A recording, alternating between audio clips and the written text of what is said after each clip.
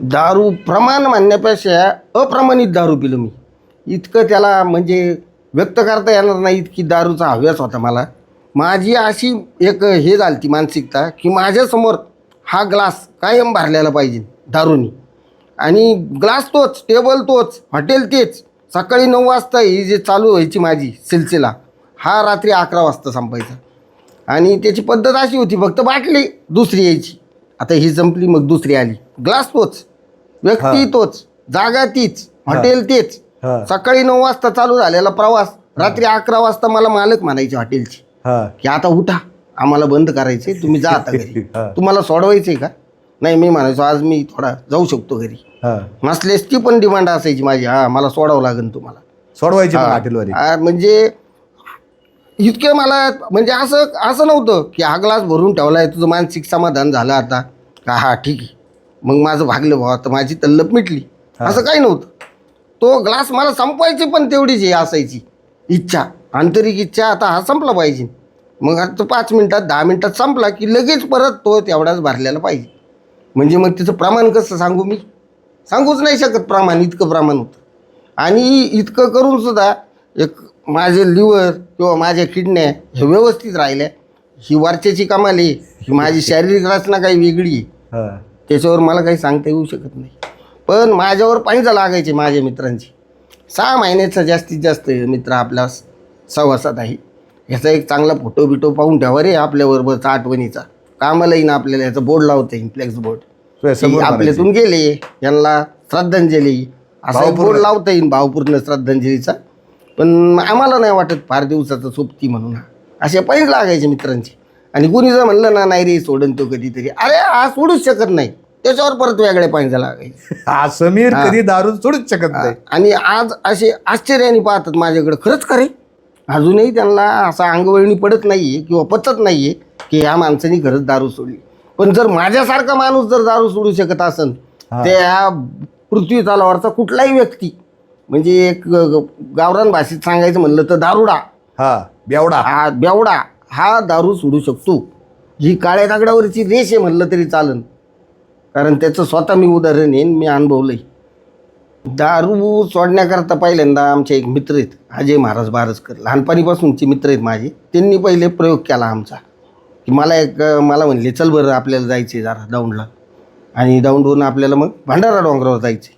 तर मी म्हणलं बाबा महाराज कुठं घेऊन चालले मला, मी चांगल्याच ठिकाणी नेणार ना, वाईट ठिकाणी तर नेणार नाही तुला, याची खात्री ना. म्हणलं हो, मग चल आजचे दिवस तू जरा तुझे बाकीचे काय प्रोग्राम असतात ना रोजचे, माहितीत मला कळलेत बाहेरून, पण ते जरा बाजूला ठेवून माझ्यासाठी चल आता. ॲक्च्युली ते त्यांच्यासाठी नव्हतं, माझ्यासाठी होतं, मला नंतर कळालं. त्यांनी मला दौंडला एका ठिकाणी नेलं व्यसनमुक्ती केंद्रात. तिथं त्यांनी खर्च भरला माझा, तिथं काहीतरी 7,500-8,000 हजार रुपये त्यावेळेस लागली, टोटल 10,000 रुपये लागली. त्यांनी ते भरले. मी म्हणलं एकाचसाठी भरतं ते, नाही तुझ्यावर एक आपल्याला हे करायचं आहे, म्हणजे उपचार करायचा आहे तुझ्या चांगल्यासाठी, तू थोडं ऐक आमचं. मी म्हणलं चला मग, आपला लहानपणीचा मित्र आहे, चांगल्यासाठीच करणार. मग तिथं त्यांनी ते माझ्यावर उपाय केले.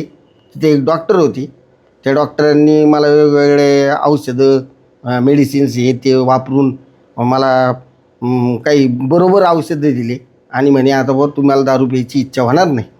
त्याच्यानंतर मला महाराज रस्त्याने विचारायची की बाबा तुला आता होती का रे इच्छा, होत असायची आतून, पण मला वाटायचं आता माझ्यासाठी यांनी एवढा प्रयत्न केला आणि यांच्या प्रयत्नाला थोडं का व्हायना यश आलं असं मला दाखवावं लागेल ना. तर मी म्हणायचो नाही होती बरं का, मनातून होत होती, पण मी खोटं बोलायचं नाही होती. ते म्हणले नाही आता तू एक काम कर, त्यांना पण जाणवलं असेल बहुतेक हा आपल्याशी खोटं बोलतोय. ते म्हणले तू माझ्या भंडारा डोंगरावर चल, तिथं त्यांचा एक मठ आहे, मठ म्हणा किंवा निवासाची व्यवस्था म्हणा. तिथं मला त्यांनी ठेवलं 8 दिवस कडक निगराणीत, मला हालचाल करायला तिथं चान्सच नव्हता. मग 8 दिवसांनी मला म्हणले आता होती का इच्छा, म्हणलं आता तर होतच नाही. आणि त्यावेळेस खरं बोललो मी नाही होत म्हणून. मग ते म्हणले अरे वा, तरी माझा तुझ्यावर विश्वास नाही अजून पण. मग त्यांचं गेस्ट हाऊस आहे नगरला, साई गेस्ट हाऊस म्हणून, MIDCच्या थोडं अलीकडंच आहे. तिथं मला त्यांनी ठेवलं परत 10-12 दिवस. 12 दिवस ठेवल्यानंतर माझे नगरच्या मित्रांना कळालं. मित्र म्हणजे कोणचे मित्र, तेच मित्र घेणारे, त्यांना कुठून तरी सुगावा लागला. अशा गोष्टी ह्या लोकांना तत्पर सापडतात. म्हणजे जो माणूस दारुडा आहे ना, त्याला दारूचं दुकान शोधावं नाही लागत, त्याला वास येतो काय त्याचं एक सिक्स सेन्स त्याला सांगतो का बाबा रे इथं आहे. त्याला पाहुण्याच्या गावात जरी नेऊन सोडलं ते पाहुण्याला जो दारूचा अड्डा माहीत नाही ना तो त्याला नक्की माहीत होतो. त्याला जरी तो पाहुणा म्हणला नाही इथं तुमचं अवघड आहे बरं का, आता इथं काही जवळपास नाही बा आमच्या इथं, तेवढं तुम्हाला सांभाळावं लागेल. तो म्हणतो तुम्ही नका सांगू, मी जाऊन आलोय सकाळीच. इथपर्यंत दारू पिणारे हुशार असतात. तसं त्यांना ज्यावेळेस पैशाची किंवा कशाची गरज भासली असेल माझ्या त्या तथाकथित मित्रांना, त्यांनी माझा शोध लावला की हे महाराज साई गेस्ट हाऊसमध्ये आहेत समीर काळे, यांना तिथं जाऊन आपण भेटू. मग ते भेटायला आलेल्यांचा अवतार पाहून महाराजांना माझ्याविषयी राग आला. महाराज मला म्हणले बाबा रे तू यांच्याबरोबर जा, तुला कालच सांगितलं होतं मी. का आदल्या दिवशी पण ते येऊन गेले तेच पोरं, ते पण त्यांनी पाहिली होती. महाराजांनी म्हणले कशाला आली तरी म्हणलं काही नाही भेटायला आली ती. त्यावेळेस ते काही नाही म्हणले. पण दुसऱ्या दिवशी परत ते त्याच अवतारात तेच मुलं आल्यानंतर महाराज मला म्हणले तुझी पिशवी घे यांच्याबरोबर जा. आता मला असं वाटतंय बरीच तुझ्या डोक्यातून गेलेली असेल निघून दारू, पण हे काही मित्र तुला सुटायचे नाही असं दिसतंय मला. यांचं इतकं सातत्य तुझ्याकडे येण्याचं पाहून मला असं वाटतंय काय तुला पण यांची गरज आहे, ह्यांना पण तुझी गरज आहे, तुम्ही जा.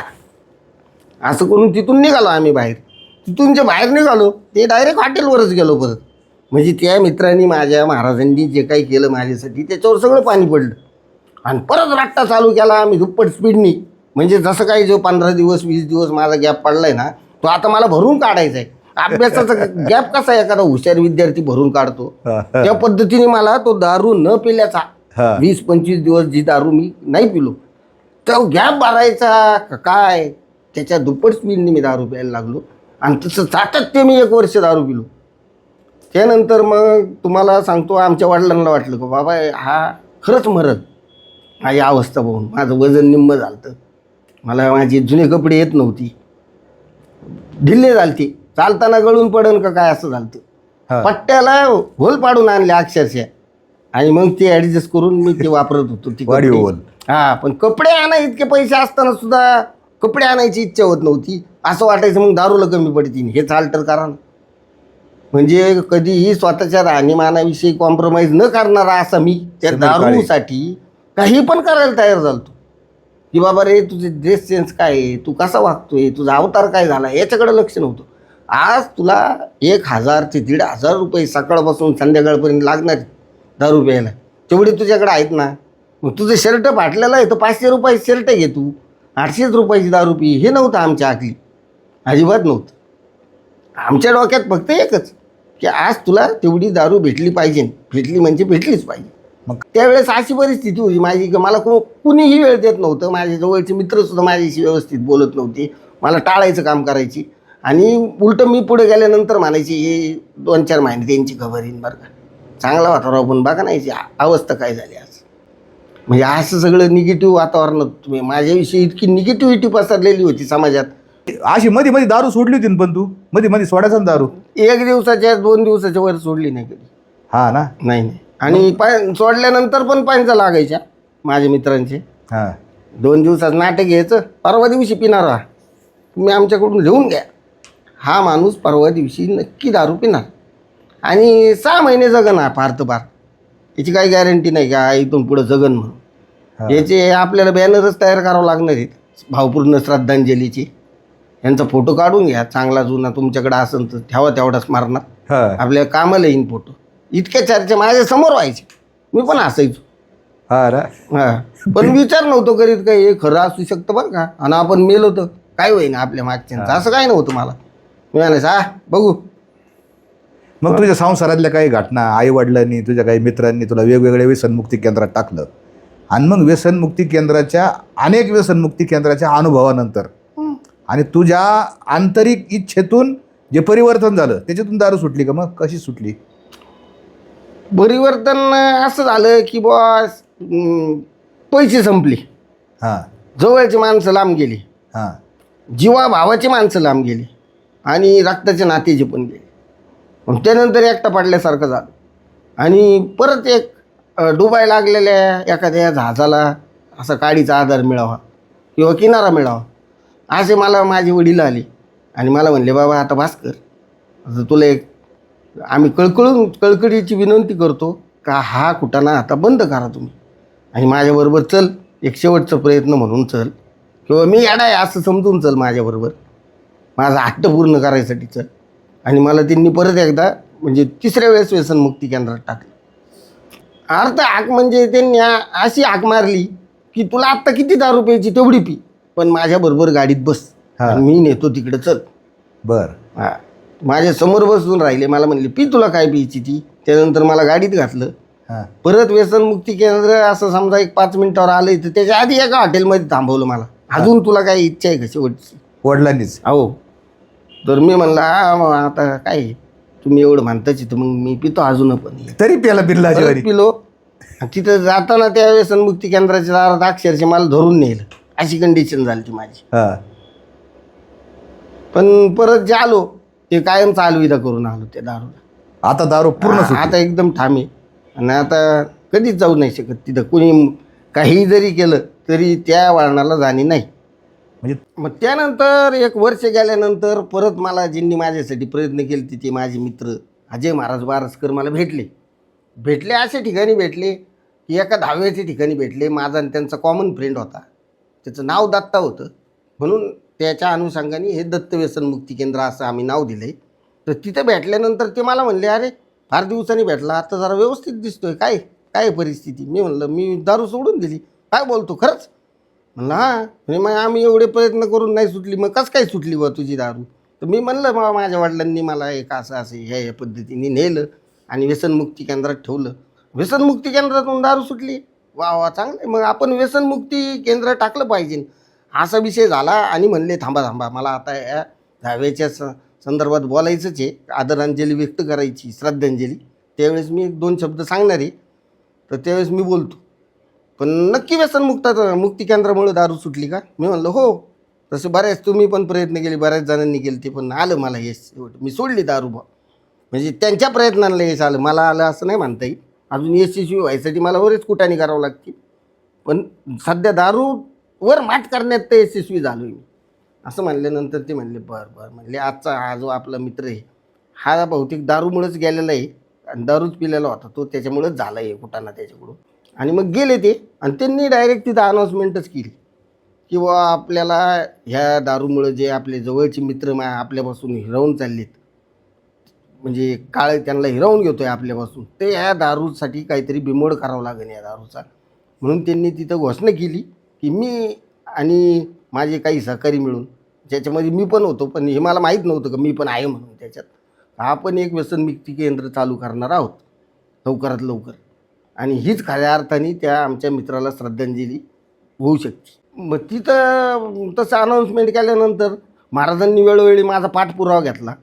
मला भेटायला लागले, माझे अनुभव मला विचारायला लागले की बाबा रे तू याच्यातून सक्सेस कसा झाला, या वाईट कृतीतून बाहेर येण्यासाठी तू प्रवृत्त कसा झाला, त्याचा व्यवस्थित अभ्यास करून ते म्हणले की बा आपल्याला हमखास 100% व्यसनमुक्ती केंद्र चालू करायचे आणि समाजातल्या अशा बऱ्याचशा जे तुझ्या मार्गाला गेलेले लोक आहेत आणि तू जसं बाहेर आला तसं त्यांनाही त्या चुकलेल्या वाटेतून आपल्याला बाहेर आणायचे आणि त्याकरता 100% प्रयत्न करायचाच आहे. कारण मी पण त्याची किंमत मोजलेली, माझा जवळचा मित्र गेलेला आहे.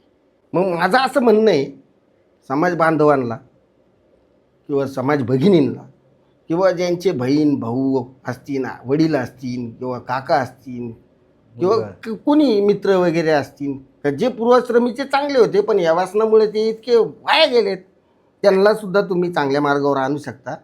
दारू पिणाऱ्या व्यक्तीचा सगळ्यात जास्त त्रास हा त्याच्या कुटुंबातील व्यक्तींना होतो, त्याच्या मित्रपरिवाराला देखील होतो, त्याच्या नातेसंबंधातील लोकांनासुद्धा होतो, जवळच्या नातेवाईकांना.